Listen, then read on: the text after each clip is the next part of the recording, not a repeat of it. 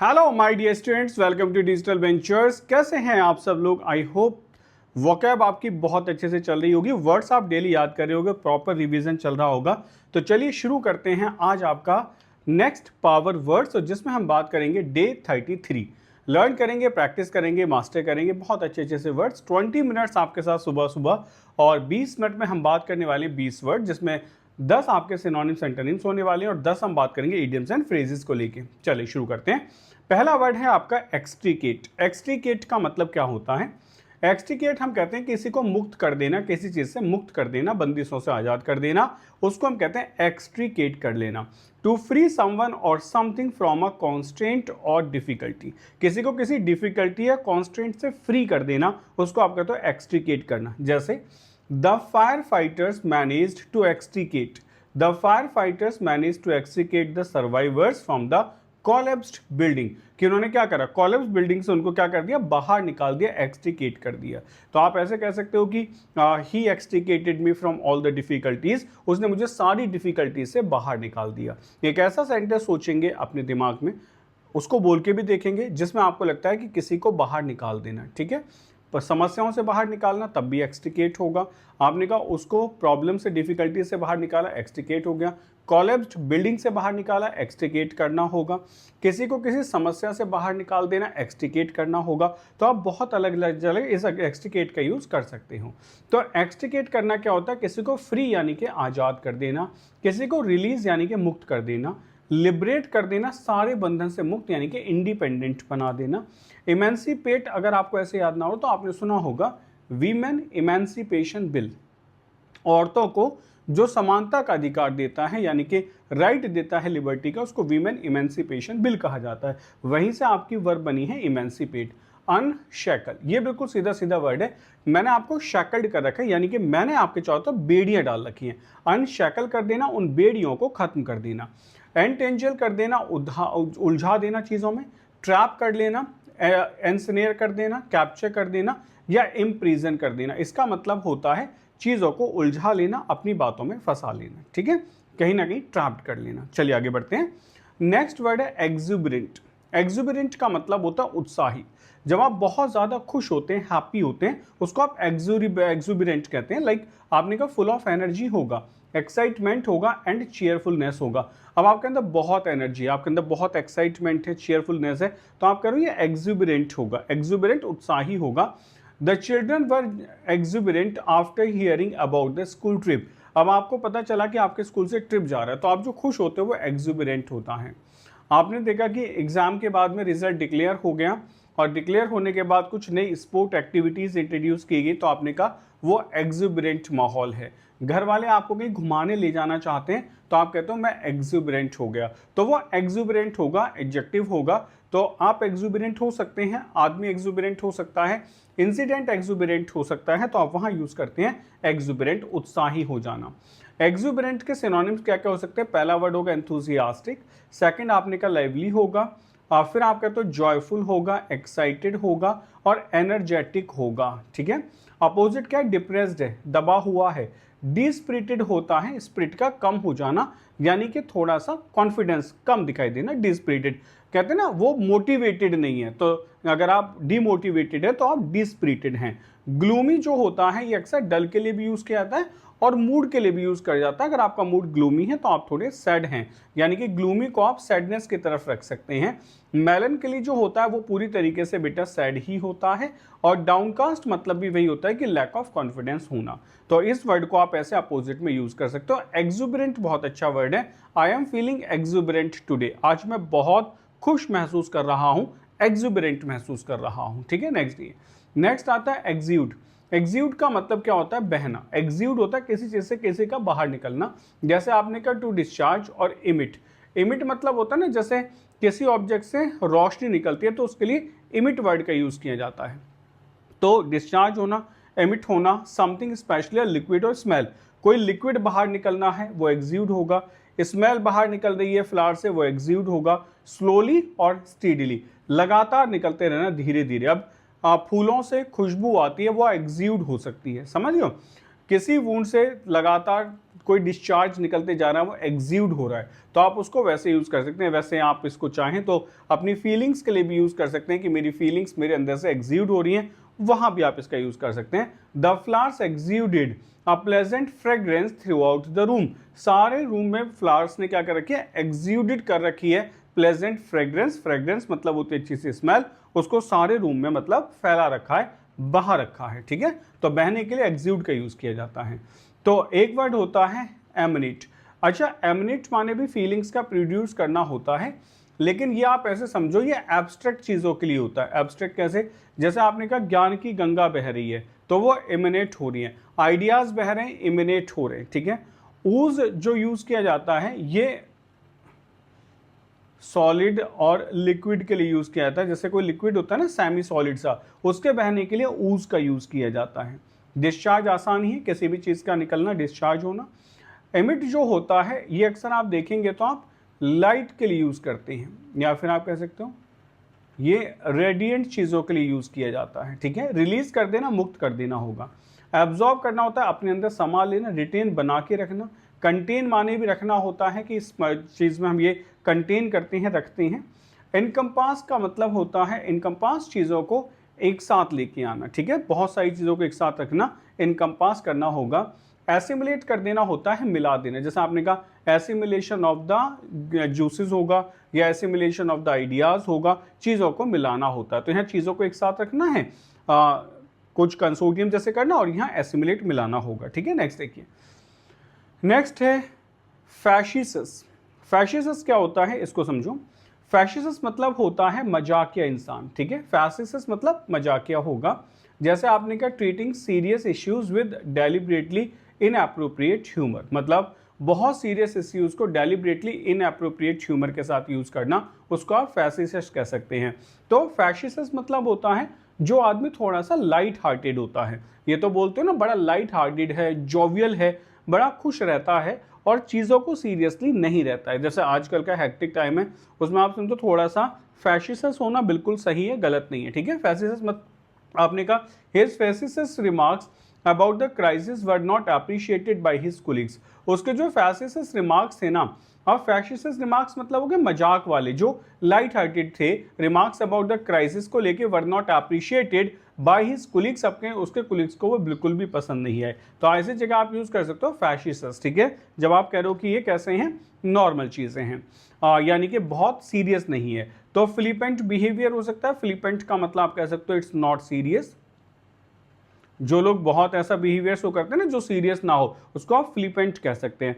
Joking होगा, witty होगा, sarcastic होगा और लाइट हार्टेड होगा, ठीक है। सरकास्टिक होगा और लाइट हार्टेड होगा। फिर आपने कहा बहुत सीरियस है, ग्रेव है, सोलम है, अर्नेस्ट होता है, शिष्टाचार, सोबर है। तो ये सारे के सारे वर्ड गंभीरता को लेके यूज किए जाते हैं, लेकिन फ्लिपेंट, जोकिंग, विटी, सरकास्टिक या लाइट हार्टेड ये हल्के उसके लिए यूज किए जाते हैं। ब्रेन पे बहुत ज्यादा आप ताकत नहीं लेते हो, ठीक है, प्रेशर नहीं बनने देते हो। नेक्स्ट है फैक्सिमिली। फैक्सिमिली क्या होता है? फैक्सिमिली होती है प्रतिलिपि। किसी चीज की प्रतिलिपि को फैक्सिमिली कहा जाता है। एन एग्जैक्ट कॉपी और reproduction specially of a document. एक एग्जैक्ट कॉपी और reproduction specially of a document, किसी डॉक्यूमेंट के एग्जैक्ट कॉपी बनाना, रिप्रोडक्शन करना, उसको आप कह सकते हो ये इसकी फैक्सिमिली है। फैक्सिमिली का मतलब होता है he sent a facsimile of the agreement to the legal team. अब क्या करता हूं, आप लीगल टीम को अपने एग्रीमेंट की फैक्सिमिली भेजते हो, मतलब आप कहते हो फोटोकॉपी में भेजता हूं, उसी को आप क्या कह रहे हो, फैक्सिमिली कहते हैं, ठीक है। तो फैक्सिमिली होता है कि आप उसकी मतलब प्रतिलिपि भेजते हो, बिल्कुल उसके जैसी कॉपी भेजते हो, उसको आप फैक्सिमिली कहते हैं। तो फैक्सिमिली नया वर्ड है लेकिन आसान है क्योंकि हमें फोटोकॉपी पता है, वहीं हम यूज करेंगे फैक्सिमिली। फैक्सिमिली क्या होगा, किसी चीज की रेप्लिका होगी, किसी चीज का डुप्लीकेट होगा, क्लोन आप बना सकते हो, आप इमिटेशन करते हो। इमिटेट करना होता है किसी चीज की नकल करना या कॉपी करना, ठीक है। मिमिक करना, मिमिक्री होता है किसी चीज की उसके जैसी आवाज निकालना, तो वहां आप इस वर्ड का यूज करते हो। अपोजिट क्या होगा, ये फैक्सिमिली नहीं है तो ओरिजिनल है, ये नॉवल है, बिल्कुल ओरिजिनल है। इनोवेटिव यानी कि क्रिएटिव है, ये वैसा नहीं है कि बनाया गया, इनोवेटिव है यानी कि न्यू है। न्यू आइडियाज को तो इनोवेटिव आइडिया कहते हैं। ये ऑथेंटिक है यानी कि रियल है या जेन्यून है, तो ये वर्ड इसके अपोजिट हो सकते हैं फैक्सिमिली के। नेक्स्ट वर्ड है फैक्शन। ये फैक्शन क्या होता है, फैक्शन एक गुट होता है। अब गुट के लिए हम वैसे ग्रुप का यूज कर देते हैं कि स्कूल में ग्रुप बाजी हो रखी है ऑफिस में ग्रुपबाजी हो रखी है, तो आप इसको ध्यान से समझो। वहां एक वर्ड यूज होता है फैक्शन। फैक्शन का मतलब होता है अ स्मॉल ऑर्गेनाइज्ड डाइसेंटिंग ग्रुप। अब डाइसेंटिंग ग्रुप कैसा होता है? एक ऐसा ऑर्गेनाइज्ड ग्रुप जो आपके अगेंस्ट काम करता है, आपकी बातों को नहीं मानता है। आपने कहा ऑफिस में कुछ लोग ऐसे हैं जो कॉन्स्पिरेसी कर रहे हैं, यानी कि ऑफिस की पॉलिटिक्स को बढ़ावा दे रहे हैं, या ऑफिस में मतलब पॉलिटिक्स कर रहे हैं, तो उसको आप कह सकते हो वो फैक्शन बन चुका है। ये डाइसेंटिंग ग्रुप होता है, यानी कि आपकी बातों का अपोज ही करेगा with in a larger one, specially in politics. तो पॉलिटिक्स में ऐसे होता है ना, आप उसको फैक्शन कह सकते हो। कोई पॉलिटिकल पार्टी में इंसान होते हुए अपनी छोटी सी एक पार्टी खड़ी कर ले और कह दे कि मैं इनकी नीतियों से सहमत नहीं हूं, तो उस ग्रुप को आप फैक्शन कह सकते हैं। ठीक है। The party split into two factions over the new policy. New policy को लेकर पार्टी दो फैक्शंस में टूट गई, यानी कि कुछ उसके फेवर में होंगे, कुछ अपोजिशन में होंगे, तो आप उसको कह सकते हो फैक्शन। अच्छा वर्ड है फैक्शन।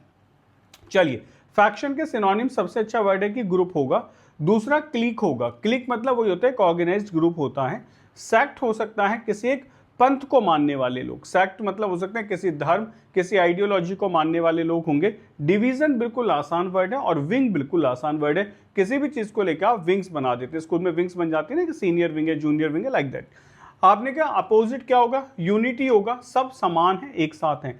कंसेंसस सहमति होगा, एग्रीमेंट होगा। कोलिशन मतलब होता है पॉलिटिकल पार्टीज के बीच में जो एग्रीमेंट बनता है, जुड़ जाना। और होल मतलब संपूर्ण होगा। तो ये ग्रुपबाजी होगी, ये सब के सब एक होगा, यानी कि सारे लोग एक साथ जुड़े हुए होंगे। तो बात करते हैं फैलेशियस को लेके। फैलेशियस मतलब होता है भ्रमपूर्ण, meaning based on a mistake और बिलीफ। जो किसी मिस्टेक या बिलीफ पे बेस्ड होती है उसको आप फैलेशियस कहते हैं, यानी कि आप कहते हो कोई चीज भ्रम से बनाई गई है। ठीक है। His argument was fallacious and lacked evidence. उसका जो आर्ग्यूमेंट है ना, वो based on a mistaken belief, गलत बिलीफ पे बना हुआ है, यानी कि झूठा है, जिसको आप कह सकते हो ये एक लेम एक्सक्यूज है। ये एक लेम एक्सक्यूज है, झूठा सा बहाना है। ठीक है। तो आप कहते हो his argument was fallacious and lacked evidence. उसका जो आर्ग्यूमेंट है ना, वो झूठा है और उसमें एविडेंस की कमी है। एविडेंस एक अनकाउंटेबल नाउन होता है, याद रख लेना। इसके पीछे कोई आर्टिकल एन नहीं लगा सकते एन एविडेंस करके, या फिर आप ये भी नहीं कह सकते एविडेंसेस। ओके। तो फैलेशियस मतलब हो गया जो झूठा है, यानी कि वो मिसलीडिंग हो सकता है। डिसेप्टिव होगा, धोखा दे देना। एरोनियस जिसमें गलतियां हैं, एरर आ गए यहाँ पे। उसके बाद फॉल्स होगा या इनकरेक्ट होगा। अपोजिट क्या होगा? ये तो एक्यूरेट है, ट्रूथफुल सच्चा है, करेक्ट है, रिलायबल है, या फिर ये जेन्युइन होगा। ये इसके अपोजिट वर्ड्स बन जाते हैं। नेक्स्ट वर्ड है फैलो। फैलो मतलब होता है अनुपयोगी। अनुपयोगी मतलब होता है इनएक्टिव और अनयूज्ड। कोई चीज इनएक्टिव है और अनयूज्ड है, specially referring to land that is left unplanted for a time. यानी कि फैलो आपकी वो जमीन, वो खेत हो सकते हैं जिन्हें आपने छोड़ रखा है, जिनमें अभी कोई खेती नहीं हो सकती है, होती है, उनको आप फैलो कहते हैं। ठीक है। स्पेशली इस वर्ड का यूज लैंड के लिए किया जाता है। फैलो वही वाले खेत हैं, एक तो होते हैं बैरन जिसमें पैदावार होती ही नहीं है। फैलो का मतलब है इनएक्टिव है या अनयूज्ड है, specially referring to land that is left unplanted for a time.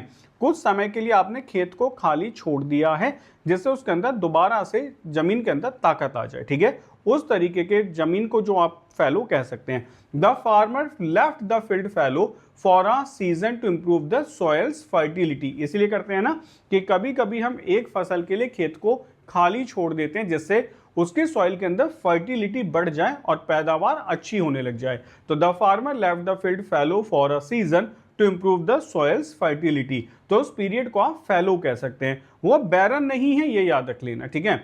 Idol माने हो जाता है लेजी, यानी कि सुस्त छोड़ देना।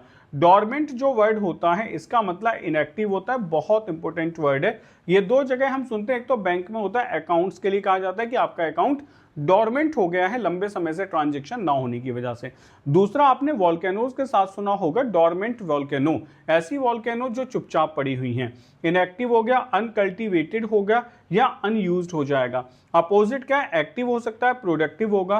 फर्टाइल है जहां उपजाऊ चीजें हैं। कल्टीवेटेड भी वही होता है कि रेडी फॉर द क्रॉप है। और ग्रोइंग माने बढ़ाना होता है। बढ़ते हैं नेक्स्ट वर्ड की तरफ, फैदम। फैदम का मतलब होता है समझना। समझना मतलब to understand the meaning of something specially after much thought. मतलब बहुत ज्यादा चिंतन के बाद, विचारों के बाद, डिस्कशन के बाद कुछ आपको समझ आता है, उसको आप फैदम कहते हैं।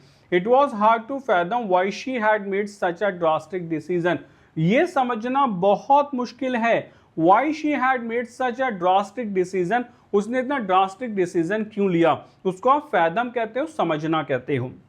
तो फैथम समझे, फैथम का मतलब होगा कॉम्प्रीहेंड करना, समझना। ये जो कॉम्प्रीहेंड वर्ब है इसी से आपका नाउन बना है कॉम्प्रीहेंशन। जब आप कहते हो ना रीडिंग कॉम्प्रीहेंशन, पढ़ने की समझ, तो टू कॉम्प्रीहेंड मतलब समझना, टू अंडरस्टैंड होता है, अंडरस्टैंड आसान है।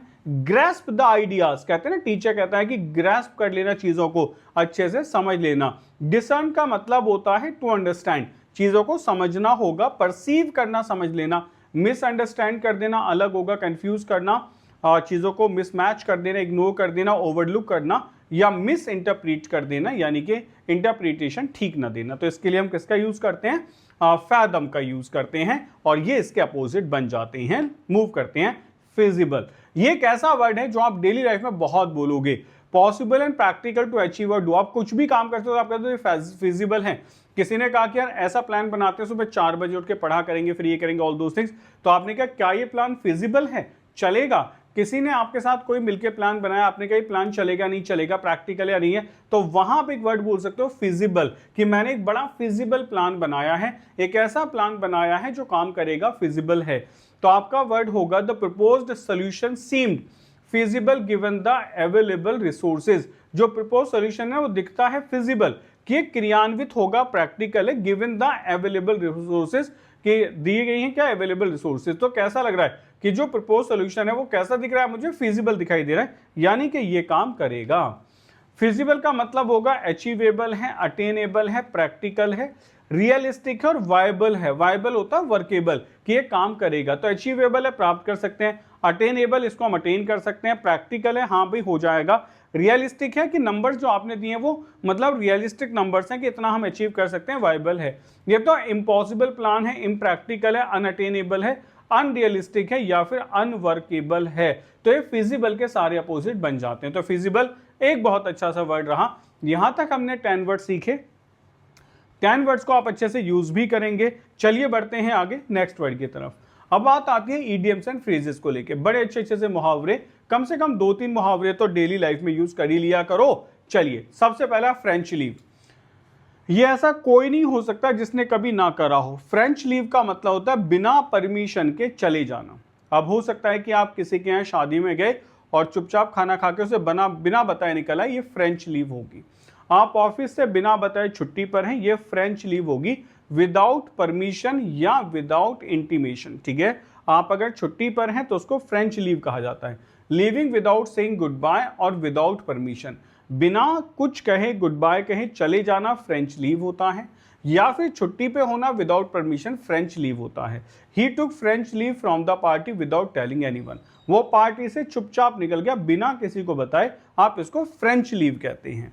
आप ऑफिस नहीं गए और ऑफिस में किसी को पता भी नहीं कि आप ऑफिस क्यों नहीं आए हैं, इसको आप फ्रेंच लीव कहते हैं। बढ़ते हैं आगे, नेक्स्ट देखिए।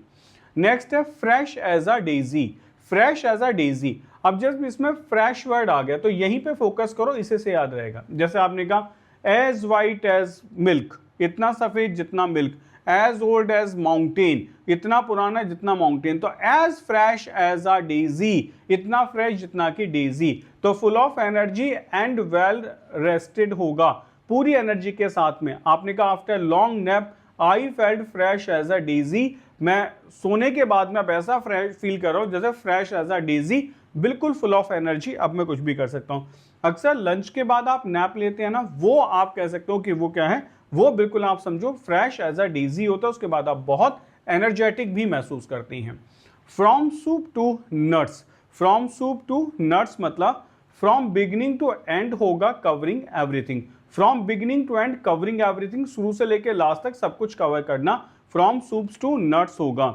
She handled the event from soups to nuts, उसने हैंडल किया इवेंट को फ्रॉम सूप टू नट्स का मतलब है सूप से लेके नट्स तक, यानी कि शुरू से लेके लास्ट तक, including planning, execution and clean up. Planning भी करी, एग्जीक्यूशन भी किया और क्लीन अप मतलब उसको सब साफ सफाई भी करवाई। तो इसको कहते हैं फ्रॉम सूप टू नट्स, यानी कि पूरी तरीके से चीजों को करना। ठीक है, नेक्स्ट आइए। नेक्स्ट आपका वर्ड है फ्रॉम द हॉर्सेज माउथ। ये भी आप ऐसे बोल सकते हो कि होता है ना कि मैं आपको एक बात बता रहा हूं, तुम्हें कैसे पता है? अरे भाई मैं रियल सोर्स से सुन के आ रहा हूं। फ्रॉम द हॉर्सेज माउथ का मतलब होता है डायरेक्टली फ्रॉम द सोर्स। जैसे मानो इलेक्शन होना है, किसी आदमी ने कहा कि इस बार मैं भी इलेक्शन में कैंपेन करूंगा या खड़ा हूंगा, कैंडिडेट बनूंगा। किसी ने कहा यार ऐसा तो नहीं हो सकता, ठीक है, फिर आपने कहा नहीं मैं हॉर्सेज माउथ से बता रहा हूं, यानी कि मैं तो रियल सोर्स से सुन के आया हूं, मैं उसी कैंडिडेट से सुन के आया हूं जिसने कहा कि वो इस बार कैंडिडेट बनेगा, इस बार इलेक्शन में जरूर फाइट करेगा। तो डायरेक्टली फ्रॉम द सोर्स हो सकता है। आई heard it from the horse's mouth that the deal is going through, कि डील चल रही है, ये मैंने कहां से सुना है? फ्रॉम द हॉर्सेज माउथ सुना है। तो आप इसको आसानी से बोलेंगे हॉर्सेज माउथ। हॉर्सेज माउथ कब यूज करना है? जब आप सोर्सेज की बात करेंगे कि मैंने इसको रियल सोर्स से सुना है, हॉर्सेज माउथ सुना है, ठीक है। जैसे आपके घर वाले प्लान बना रहे हैं कि चलो बच्चों को घुमा लाते हैं, शाम को आपने अपनी बहन को बताया कि ऐसा ऐसा होने वाला है, उसने कहा मुझे यकीन नहीं है, तो आपने कहा नहीं मैंने हॉर्सेज माउथ से सुना है, यानी कि रियल सोर्स से सुना है, मम्मी पापा को बात करते सुना है। नेक्स्ट आइए, get a taste of your own medicine. Get a taste of your own medicine. पहली बात हमेशा याद रखना, मेडिसिन कोई भी पसंद नहीं करता जीवन में खाना, ठीक है। वो एक अलग बात है कि हमें क्योर करती है और हमें टाइम टू टाइम इसको खाना पड़ता है, बट अगर मैं सिर्फ मेडिसिन वर्ड की बात करूं तो ये हमेशा एक नेगेटिव चीज ही रही है, क्योंकि ये सिर्फ पेशेंट को आराम देती है, ठीक। हर कोई पसंद नहीं करता कि मैं भी मेडिसिन ले लूं, तो उसी तरीके से बना है get a taste of your own medicine. तुम्हें अपनी मेडिसिन का टेस्ट चखना पड़ेगा, मतलब to experience the same unpleasant situation that you have caused others to experience. मतलब तुम्हें वही कहते हैं ना, जैसा करोगे वैसा भरोगे। You have to get the taste of your own medicine. तुमने जैसा किया है ना वैसे ही भरोगे, जैसा तुमने दूसरों के साथ बुरा किया है वैसे ही तुम्हारे साथ भी होगा। इसी के लिए कहा जाता है get the taste of your own medicine. See, आपने कहा after years of bullying others, after years of bullying others he finally got a taste of his own medicine. After years of bullying others, बहुत दिन तक दूसरों को सताया है, बुली करना होता है डराना, धमकाना, सताना। He finally got a taste of his own medicine, उसे भी वही भुगतना पड़ेगा, कोई ना कोई उसको भी डराएगा। नेक्स्ट है get off on the wrong foot. मतलब get off on the wrong foot, गलत पैर पे चले जाना। To start something in a bad way. जैसे जब आप गृह प्रवेश करते हैं अक्सर तो कहा जाता है सीधा पैर लेके घर में घुसे। इसका मतलब माना जाता है कि सीधे पैर से एंट्री करोगे तो सब कुछ अच्छा ही होगा, लेकिन आपने उल्टे पैर से एंट्री की है, it means something bad is going to happen. To start something in a bad way, किसी चीज को बुरे तरीके से शुरू करना। To get off on the wrong foot when they argue during their first meeting. Okay, तो आप कह सकते हो कि they got off on the wrong foot, मतलब गलत जगह पहुंच गए। When they argued their first meeting, जब उन्होंने अपनी फर्स्ट मीटिंग को आर्ग्यू किया। नेक्स्ट देखते हैं। नेक्स्ट है get out of hand, to become uncontrollable. एक हिंदी की कहावत है ना कि बेटा हाथ से निकल गया, या आपके बच्चे आपके हाथ से निकल गए, या आपने कहा आपके एम्प्लॉयज आपके हाथ से निकल गए, ठीक है, ऐसा सुना है। तो गेट आउट ऑफ हैंड का मतलब होता है टू बिकम अनकंट्रोलेबल, चीजें अब आपके कंट्रोल में नहीं है। The party got out of hand when more people showed up than were invited. मतलब the party got out of hand, अब समझ आ गया कि पार्टी कंट्रोल में नहीं है। When more people showed up, जब ज्यादा पीपल दिखाई दिए, देन वर इनवाइटेड, इनवाइट करने से ज्यादा। ऐसा होता है ना कि किसी ने शादी के 1000 कार्ड बांटे, उसके यहाँ 2000 लोग आ गए, तो आप कह सकते हो कि पार्टी गेट या got out of hand, party हाथ से निकल चुकी है। नेक्स्ट हमने क्या, get your act together. Get your act together to organise yourself and act more effectively. Organise करना खुद को और एक्ट करना more effectively, get your act together होगा। You need to get your act together if you want to meet the deadline. You need to get your act together, तुम्हें साथ में मिलकर काम करना पड़ेगा। If you want to meet the deadline, यदि तुम डेडलाइन से मिलना चाहते हो, मतलब अगर चाहते हो कि डेडलाइन को ब्रेक करना है तो you need to get your act together, तुम्हें काम एक साथ करना होगा। नेक्स्ट है give the benefit of the doubt. Give the benefit of the doubt मतलब to believe someone is telling the truth even if you are not sure. मतलब ये मान लेना, give the benefit of the doubt है मतलब doubt का भी benefit उठाना। तो to believe someone is telling the truth, ये मान लेना कि ये सच्चाई बता रहा है, even if you are not sure, तुम श्योर नहीं हो लेकिन फिर भी सच मान लेना। I was not sure about his explanation but I gave him the benefit of the doubt, मतलब उसने मैंने डाउट का बेनिफिट दे दिया, मैंने यस कह दिया लेकिन कहीं ना कहीं मुझे पता है कि वो गलत हो सकता है because I am not sure about his explanation. Next है go against the grain. Go against the grain का मतलब होता है to do something in a way that is different from what is usually done, मतलब कुछ ऐसा करना। गो against the grain का मतलब है कि कुछ ऐसा करना जो यूजुअल नॉर्म्स के अगेंस्ट है, डिफरेंट है। To do something in a way that is different from what is usually done. His ideas often go against the grain, उसके आइडियाज हमेशा क्या है, गो अगेंस्ट द ग्रेन है, but they bring fresh perspectives, मतलब वो सोचता बहुत अलग है, वो नॉर्मल ट्रेडिशन से अलग सोचता है, लोगों की बातों से अलग सोचता है, लेकिन अक्सर हम देखते हैं वो फ्रेश पर्सपेक्टिव्स लेके आते हैं। ठीक है, तो आप कह सकते हो वो सोचता अलग है, नॉर्म्स के साथ नहीं चलता है, लेकिन कहीं ना कहीं बेटर पर्सपेक्टिव्स हमारे लिए बना देता है, तो उसको आप कहते हो तो गो अगेंस्ट द ग्रेन। आप किसी को सलाह भी दे सकते हो, don't go against the grain, और आप ये भी कह सकते हो कि sometimes going against the grain may be a good idea, एक अच्छी बात हो सकती है, तो यहां हम यूज करते हैं। तो ये थे 10 आपके इडियम्स एंड फ्रेजेस, आपको आई होप सारे समझ आए हैं, और कुछ को जरूर आपको डे ऑफ मतलब इडियम्स ऑफ द डे बनाना है, उनको यूज करके देखना है।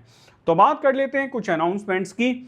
कंप्लीट इंग्लिश वोकैबुलरी कोर्स आपके लिए सिर्फ 99 रुपीज में अवेलेबल है, जिसमें आपको वर्ड्स के साथ इमेजेस मिलती हैं, उनकी प्रॉपर एक्सप्लेनेशन और निमोनिक्स मिलते हैं। तो वोकैब याद करना अब बहुत आसान है इस कोर्स के साथ में, और सिर्फ 99 रुपीज में आपके लिए है। उससे अलग जो बच्चे इंग्लिश सीखना चाहते हैं, सारे चैप्टर्स पे कवर करना चाहते हैं, तो 999 में आपके लिए कोर्स है, जिस कोर्स में सारे चैप्टर्स को डिटेल्ड में कवर किया गया है। इसमें आपको वीडियोस मिलेंगी, साथ के साथ आपको हैंड रिटन नोट्स मिलेंगे, और हर चैप्टर के आपको प्रैक्टिस क्वेश्चंस भी मिलने वाले हैं। जो बच्चे यूपीएससी सीडीएस 1 एंड 2 2026 की बात करें, उनके लिए बैच है 2499 में, और ओटीए के लिए बैच है 1699 में। तो लेट नहीं करना है, when you if you want to start, तो भाई ये सही समय है। कभी भी कहते हैं ना, जब जागो तभी सवेरा, तो सही समय है स्टार्टिंग करने के लिए, क्योंकि अभी इतना टाइम है कि आप फाउंडेशन बैच को आसानी से कवर भी कर पाएंगे और प्रैक्टिस भी कर पाएंगे। कुछ बच्चों को पता है, जैसे एग्जाम दिया है, कि हमारे कौन से वाले वो सेक्शन है जो पुअर हैं, तो आप कैप्सूल कोर्सेज से भी तैयारी कर सकते हो। जैसे इंडियन पॉलिटी का कैप्सूल कोर्स है, कंप्लीट इंग्लिश का है, कंप्लीट मैथ्स का है, ज्योग्राफी का है, history and art and culture का, ये सब आपके लिए कैप्सूल कोर्सेज अवेलेबल हैं। टेस्ट सीरीज आपके लिए अवेलेबल है, सीडीएस की टेस्ट सीरीज है, ओटी की टेस्ट सीरीज है, और चैप्टर वाइज मतलब सब्जेक्ट वाइज भी टेस्ट सीरीज आपके लिए अवेलेबल है। ऐसे आपके लिए हैंड रिटन नोट्स भी अवेलेबल है, सीडीएस के, ओटीए के, बाकी subject wise handwritten notes available है, टॉपर्स ने लिखे हैं, और हैंड रिटन नोट्स को बड़े अच्छे से डिजाइन किया गया है, क्रिस्पी मटेरियल है, बहुत एलोबरेटिव तरीके से इसको लिखा गया, फिर मतलब क्लियर कट लिखा गया, ये कहना चाह रहा हूं मैं। ओके, नेक्स्ट आइए, ये है आपका Digital Ventures AI study planner होगा। स्टडी स्ट्रक्चर्ड वीडियो कोर्सेज आपको मिलते हैं, यहाँ आपको मॉक टेस्ट मिलते हैं, हैंड रिटन नोट्स मिलते हैं, और बहुत सारी चीज़ें आपको फ्री मिलती हैं, और ये शुरू होता है सिर्फ 99 रुपीज़ से। तो आज ही अगर आप चैनल पर नए आए हैं तो चैनल को सब्सक्राइब करना बिल्कुल ना भूलें, hit the bell icon so you will get the notifications on time. और ये आपके लिए हेल्पलाइन नंबर है 7800099699, आप यहाँ कभी भी कॉल कर सकते हैं if you have any query. तो मिलते हैं आपसे नेक्स्ट क्लास में, till then take care, bye bye, जय हिंद।